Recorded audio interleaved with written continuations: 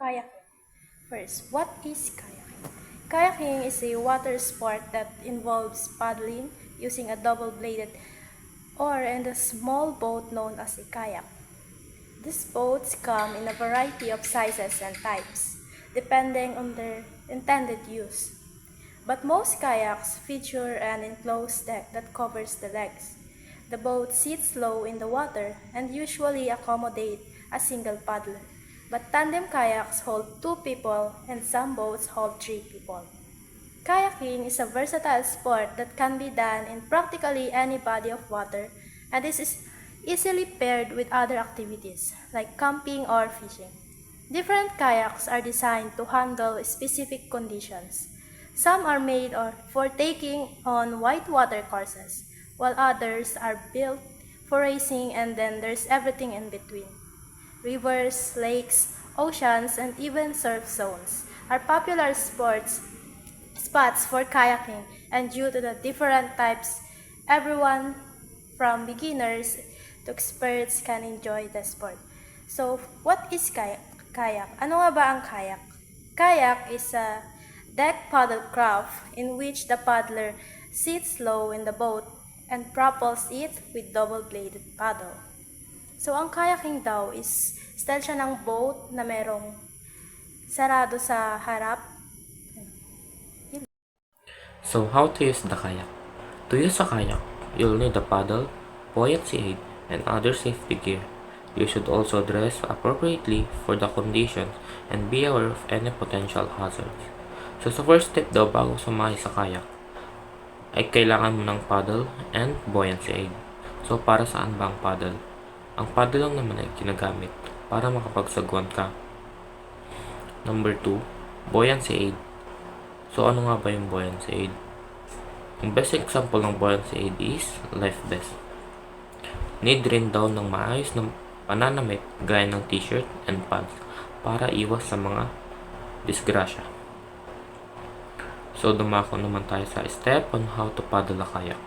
Number 1, place the center of the paddle shaft on your head.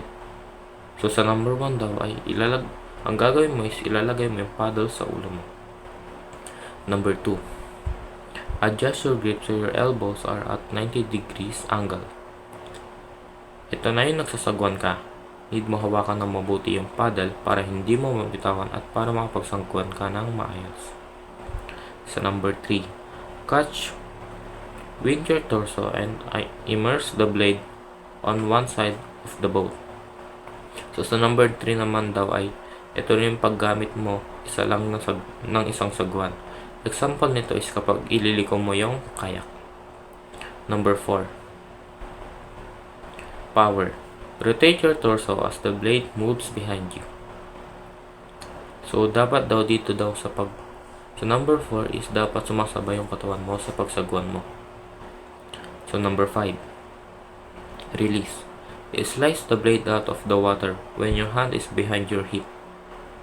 Sa number 5 naman daw ay need ng below the hip ang pagsagwan mo. Ang gawa nga ng sabi ko, need mo isabay ang katawan mo habang nagkasagwan ka. So, pumunta naman tayo sa getting in and out. To sit in a kayak, you can scoot into the cockpit and slide into the seat.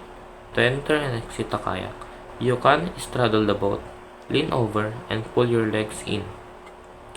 So, dito naman daw sa in and out, may mga iba't iba tayong ways para sumakay sa kayak. Isa na rito ay ang pag-ikot mo sa upuan and mag-slide ka para makapasok ka. Pwede rin naman sa mandal and pasok ang mga paa mo sa loob. Position the kayak. Line up the kayak perpendicular to the water o parallel to the dock. Itapat ang kayak na perpendicular sa tubig, nakatayo mula sa pangpang o parallel dock. Nakahiga kasabay ng dock. Straddle. Straddle the boat, get behind the cockpit rim and straddle the boat. Lumapit sa likod ng cockpit rim at straddle ang kayak. Sit down. Sit on the back of the cockpit. Umupo sa likod o dulo ng cockpit. Bring in your feet to the cockpit one at a time. Ipasok ang iyong mga paa sa cockpit at isa-isang ipasok ang iyong mga paa sa loob ng cockpit. Slide into the seat. Slide forward into the seat. dahan-dahan namang umakyat sa upuan. Adjust your position. Adjust your sitting position and ending braces. Iayos ang iyong posisyon ng upuan sa kayak upang matiyak ang komportable at balanse ang iyong pagkakaupo. Ayusin din ang tying braces upang masiguradong nakasuporta ng maayos ang iyong mga hita para sa mahusay na kontrol sa kayak. Here are some ways on how to get out. First, step out 1 foot. Step 1 foot out at a time so that you end up straddling the kayak. Reach forward. Reach forward and grab the front of your cockpit. Pull yourself forward. Pull yourself forward until you have the balance to stand up. Tips. Keep your center of gravity low. Avoid sudden movements. If you're getting in from a dock, use the edge of the dock to balance yourself. If you have limited mobility, you can sit on the back of the kayak. Wear a PFD even in calm conditions. Wear a PFD in rough weather, at night, or in reduced visibility. Wear a PFD if you're by yourself. In hazardous waters, make sure you have a PFD for each person on board. Loading and launching a kayak.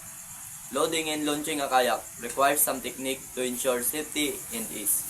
Here's a step-by-step guide. Loading a kayak. Number 1. Position the kayak. Place the kayak perpendicular to the shore or parallel to a dock. Number 2. Secure the kayak. Use a rope or strap to secure the kayak to a stable object such as a dock or a tree. Number 3. Load gear. Carefully load your gear such as paddles, life jackets, and dry bags into the kayak. Launching a kayak. Lower yourself into the cockpit. Carefully sit down into the cockpit facing the direction you want to paddle. Number 2. Adjust your position. Adjust your position to ensure you're comfortable and balanced. Number 3. Push off. Use your paddle or hands to push off from the shore or dock. Exiting a kayak. Number 1. Lean forward. Lean forward to shift your weight and balance. Number 2. Grab the grab loop. Reach for the grab loop or a secure point on the kayak. Number 3. Push yourself out. Use your arms and legs to push yourself out of the cockpit and onto the shore or dock. Lean forward. Bend forward and duck your head to close the deck. Lean forward is yung yuyuko ka paharap para makaalis sa kayak. Find the grab loop. Grab each side of the cockpit combing and slide your hands forward until you find the grab loop.